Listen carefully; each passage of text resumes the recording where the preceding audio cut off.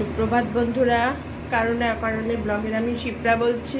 আজকে সকালটা রান্নাঘর থেকেই শুরু করলাম, কারণ মর্নিং ওয়াক করে বাবানকে স্কুল গাড়িতে তুলে বাড়িতে এসে রান্নার চিন্তা। বাবানের জন্য একটা মাছের ঝোল করলাম পটল আর আলু দিয়ে পাতলা করে, আর এবার আমাদের জন্য সবার জন্য করছি ঘুগনিটা করছি কীভাবে বলো তো, পুরো নিরামিষ ওয়েতে, পুরো দিয়ে নারকেল চিনি দিয়ে আর জিরা আদা বাটা দিয়ে কীভাবে করছি তোমাদের দেখাচ্ছি। ওটা মাথায় ঘুরছে তো এর জন্য আর বাইরে গিয়ে আর ভিডিও করিনি। বাড়ি এসেও গাছে জল দেওয়ার সময়ও ভিডিও করার আর টাইম পাইনি, রান্না আছে না।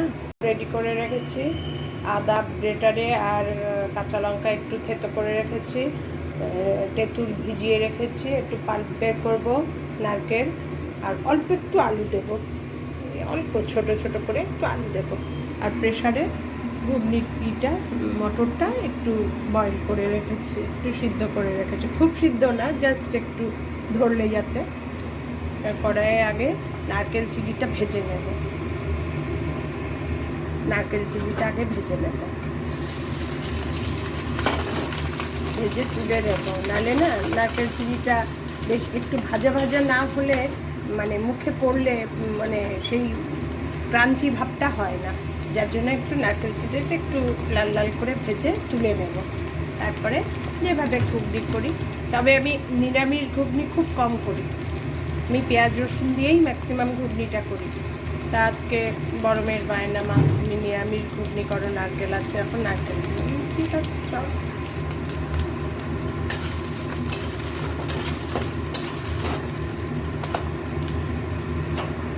আমার ছোটো মেয়ের খুব একটা বায়না নেই, ও বিশেষ রান্না সম্বন্ধে কিছু, ওর যদি মুখে ভালো লাগে খাবে, না হলে অল্প খাবে, খাবে না তা বলার সাহস নেই আমার কাছে, অল্প খাবে।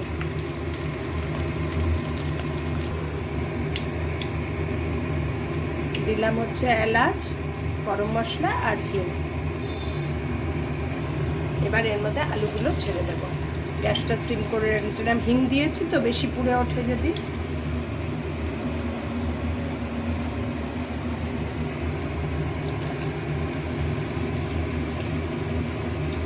আলুগুলো একটু ভেজে নেব, আলুগুলো একটু ভাজা হলেই এর মধ্যে দিয়ে দেব আদা আর কাঁচা লঙ্কা যে থেতো করে করে রেখেছি, গ্রেটারে করে রেখেছি, কষিয়ে রেখেছি, সেটা দিয়ে দেবো। একটু আলুগুলো ভাজা ভাজা হোক, আলুগুলো একটু ভাজা ভাজা হয়ে গেছে, এবার এর মধ্যে দিয়ে দেব আদা আর কাঁচা লঙ্কা। এগুলোর একটু কাঁচা গন্ধ যাওয়া পর্যন্ত অপেক্ষা করবো, নাহলে কি বলো তো একটা বিচ্ছিরি আদা আদা গন্ধ হচ্ছে। তারপরে আমি একটা পেস্ট বানিয়ে রেখেছি, ধনে জিরে গুঁড়ো, হলুদের গুঁড়ো আর কাশ্মীরি লঙ্কার গুঁড়ো, এটা দিয়ে দেবো। একটু আদা আর কাঁচা লঙ্কাটা একটু ভাজা ভাজা করে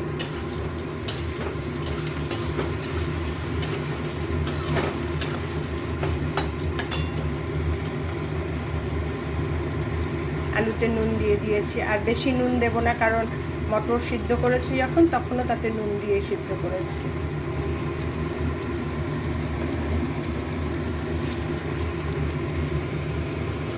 এবার এই পেস্টটা ঢেলে দেবো, ঢেলে একটু হতে দেবো। জিরা ধনের একটু কাঁচা গন্ধটা যাওয়া। তেঁতুলের পাল্পটা তৈরি করেছে, এটা একদম ব্ল্যাক হয়েছে কেন বলো তো, এটা পুরনো তেঁতুল। এই পুরনো তেঁতুল যদি তুমি সর্দি কাশির মধ্যেও খাও না, কোনো খারাপ হবে না, বরঞ্চ আরও সর্দি কাশিতে কফ উঠে আসবে। তোমাদের একটা গোপন টিপস দিয়ে দিলাম, সবসময় এর জন্য আমি পুরনো তেঁতুল ইউজ করি কোনো কিছু রান্নাতেই। প্রতি বছর তেঁতুল কিনে আগে তো মা ছাড়িয়ে রাখতেন আমার মা, তারপরে মার আয়া করে দিত। এবছর আমি নিজে করেছি, মানে 1 কিলো কিনে ওটাকে ছাড়াই হাত দিয়েই, আমি তো এবার হাত দিয়েই চালিয়েছি, আমি তো আর বটি পারবো না, ছাড়িয়ে ওটাকে গোল করে সর্ষের তেল দিয়ে মাখিয়ে রোদে শুকিয়েছি, যে একটু রোদে শুকিয়ে গেছে, এবার কন্টেনারে করে রেখে দিয়েছি। এরকম এভরি ইয়ার করতে যেগুলো প্রথমের আগে এই কালো হয়ে যায়, টক হয়, কিন্তু কোনো এখন টাটকা তেঁতুলের যেমন সর্দি কাশিতে খেলে সর্দি কাশি হতে পারে, এই পুরনো তেঁতুল যদি তুমি খাও কিচ্ছু হবে না, শুধু একটাই যে ব্ল্যাকিশ হয়ে যায়। সে তুমি তেঁতুল ঘরে কিছুদিন রাখলেই ব্ল্যাক হয়ে যাবে, সেটা কিছু না, কিন্তু পুরনো তেঁতুলে তোমার কোনো ক্ষতি নেই, বরঞ্চ ভালো। এই দেখো আমার মশলাটাও ভাজা ভাজা হয়ে গেছে। তোমাদের একটা টিপস তো দিয়ে দিলাম, সবসময় বাড়িতে আমি মেয়েকেও তাই করি এখন, করে একটু ওকেও মানে এবার করেছে 1 কিলো তেঁতুল আমি ছাড়িয়েছি, ছাড়িয়ে গোল দলা দলা করে আমার 8টা গোলা হয়েছে, ওকে 4টে গোলা দিয়েছে, আমি 4টে গোলা রেখেছি কন্টেনারে, ওকেও দিয়ে দিয়েছি। এবার ধনে জিরে গুঁড়ো দিয়ে ভাজা ভাজা হয়ে গেছে, আলুগুলোও সেদ্ধ হয়ে গেছে। এবার মটরটাও সেদ্ধ করেছি, দেখো ঠিক একটা সিটি দিয়েছে, আর একটু ভেপার ভেতরে হয়েছে, পুরো গলে যায়নি কিন্তু সিদ্ধ হয়েছে। বেশি গলে গেলে না ডাল ডাল হয়ে যায়। মটরটা ওই মিক্সিং মশলাটা যেটা ভাজা ভাজা হয়েছে তার মধ্যে ঢেলে দিয়েছি। এবার এক এক করে নারকেল যেগুলো ফ্রাই করে রেখেছিলাম সেগুলো দিয়ে দেব। এবার তেঁতুলের পাল্প যে বানিয়েছি এটা দিয়ে দেব, তাতে একটু ব্ল্যাকিশ হয়ে যাবে কিন্তু খেতে দারুণ হয়, আর কোনো ক্ষতিকারক না। সব সর্দি কাশি লেগেছে, আমার তেঁতুল দিতে ভয়ের কিচ্ছু নেই, আমার পুরনো তেঁতুল আছে। এই হচ্ছে ব্যাপার, পুরনো তেঁতুলটা যদি ইউজ করো কোনো ভয়ের নেই সর্দি, আর বরঞ্চ আরও কী বলো তো, কফ উঠে আসবে, গার্গল করলে কিংবা ভেপার নিলে কফ উঠে আসবে। এবার হোক, নামাবো যখন একটু আমার কাছে ওই 5 ফোড়ন আমি পেস্ট করে রেখে দিই, ডাস্ট করে শুকনো খোলায় ভেজে ওটা ওপরে ছড়িয়ে হয়ে গেল একদম কমপ্লিট নিরামিষ ওয়েতে আমার ঘুগনি। তার মধ্যে শুধু নিরামিষভাবে করলে এইটাই একটা ব্যাপার যে নারকেল চিলি করে দিতে হয়, আর কিচ্ছু না। ফুটে উঠেছে, ঘুগনি কমপ্লিট। এইভাবে তোমরা ঘুগনি বানিয়ে খেও, দারুণ লাগে খেতে, দারুণ দারুণ। এবার ঢেকে গ্যাসটা সিম করে দেবো, আর একটু ফুটবে গ্যাস অফ করে দেবো। আমি তো একটু স্ট্যান্ডিং টাইমে রাখি, অফ করে তারপরে ওপরে 5 ফোড়নের গুঁড়ো ছড়িয়ে দেবো। যখন ফাইনাল লুকটা করবো তোমাদের আরেকবার দেখিয়ে দেবো। আমার ঘুগনি কমপ্লিট। এবার ঢেকে গ্যাসটা সিম করে কিছুক্ষণ হতে দেবো, গ্যাসটা সিম করে কিছুক্ষণ হতে হবে।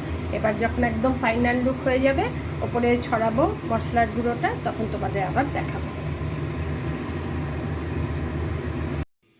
আমার ঘুগনির ফাইনাল লুক দেখো, দেখতে একটু ব্ল্যাকিশ ব্ল্যাকিশ হয়েছে যেহেতু তেঁতুলটা ছিল, কিন্তু খেতে অসম্ভব সুন্দর হয়, আর কোনো ভয়ের কিছু নেই এই টকে।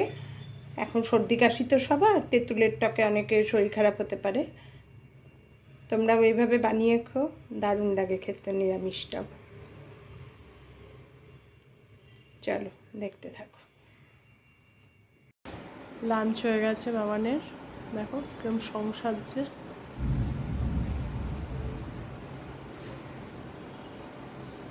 1:30 থেকে 2টো পর্যন্ত ওকে রেস্ট দেওয়া হয়।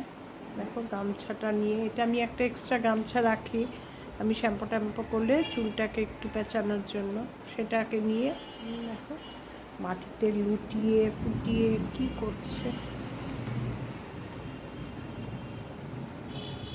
এই সব করে জানো, সারাটা দিন শুধু এই সব করে।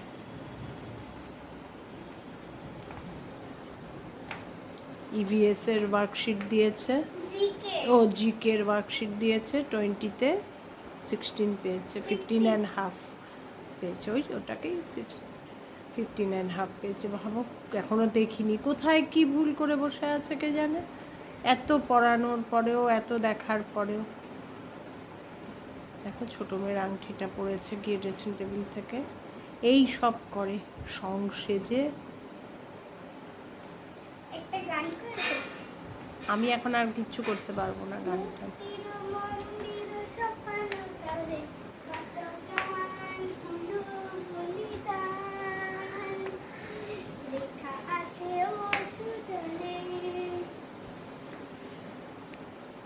বন্দে মাতরম, বন্দে মাতরম। কোথায় পড়লো? আংটি আংটি হাত থেকে পড়ে গেল। সুজলা সুফলা মলয়জ শীতলা শোষ শ্যামল মাতরম বন্দে মাতরম। Very good. এবার সংসাজা বন্ধ করো, এবার নিচে যেতে হবে, পড়তে বসতে হবে। দেখো সঙ্গের থেকে এখন দেখো চুল টুল কি অবস্থা। ও আসলে পরে আমার বাড়ি একবারে কাদায় ঝলমল করে। চলো বাবা এবার পড়তে বসি গিয়ে আমরা। ওয়ার্কশিটটা দিয়েছে দেখো, ওয়ার্কশিটে ভুল করেছে, যেটা ভুল করেছে ওকে খুব একটা বকার মতন ভুল করেনি, যার জন্য মার্কসটা গেছে। এখানে লিখেছে ওয়াটার ন্যাশনাল হলিডেজ, ও ওয়াটার ন্যাশনাল হলিডেজ, এটাও ঠিক করা উচিত ছিল।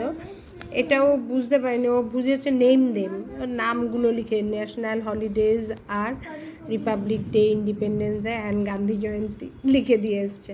না ওয়াটার বলেছে না, আন্টি লিখে 0 দিয়ে দিয়েছে। পরেরটা একটু বোঝার শক্ত ব্যাপার ছিল। পরেরটা হয়েছে লিখেছে what do all religions teachers, এটা ও লিখেছে all religions teachers to pray together. সেটা এটা একটু ওর কাছে বোঝা মুশকিল, সেভাবে আমিও ওকে পড়াইনি। এটা to live together in peace এটা লেখা উচিত ছিল। যাই হোক, এই দুটো তো কেটে 0 0, প্রথম দুটোতেই 2 2 4 গেছে, আর বাদ বাকি সবগুলোই ঠিক আছে। হোয়াট ইজ পঞ্চতন্ত্র, ইন্ডিয়ানটা বারবার বলে দিয়েছি, সেন্টেন্সের মাঝখানে কোনো কিছু নেমিং ওয়ার্ডস থাকলেই ক্যাপিটাল লেটার দেবে, ওটা ইন্ডিয়ানের আইটা ক্যাপিটাল দেয়নি, তার জন্য হাফ মার্কস গেছে এখান থেকে। সে মার্কস যাওয়াটা কোনো ব্যাপার না, কিন্তু জিনিসটা জানাটা দরকার। আর সবগুলো ঠিকই আছে, পড়ার মধ্যে থেকে যা যা জিজ্ঞেস করেছে সবই ঠিকই লিখেছে। এই হচ্ছে ওয়ার্কশিট জিকে। এই দেখো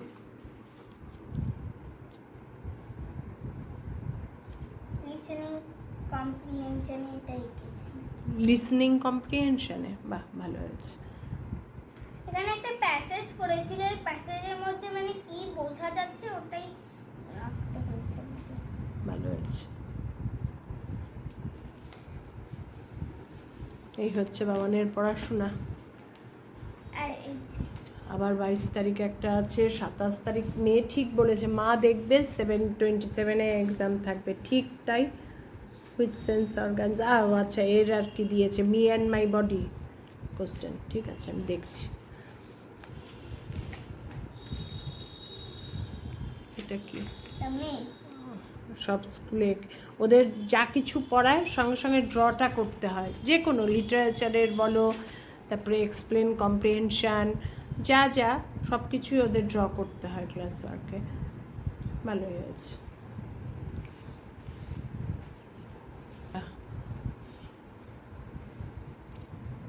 অস্ট্রিচের মুখটা একবারে বিভৎস রাগী, অ্যাংরি ফেস। ঠিক আছে নাও কমপ্লিট করো ওটা পড়া, তারপর আমি সন্ধ্যেবেলায় এগুলো সব লেখাবো।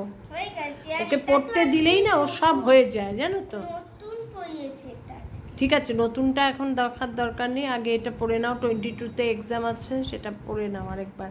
আমি সন্ধ্যেবেলায় কিন্তু লেখাবো, তখন যদি ঠিক আছে, বলো। এটা খুব ইজি এগুলো। ঠিক আছে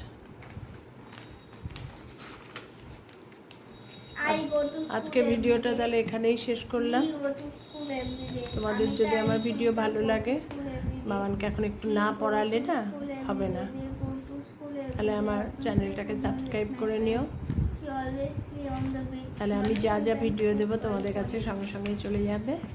তোমরা সবাই ভালো থেকো, সুস্থ থেকো, সাবধানে থেকো। বাবান টাটা করো, টাটা। টাটা।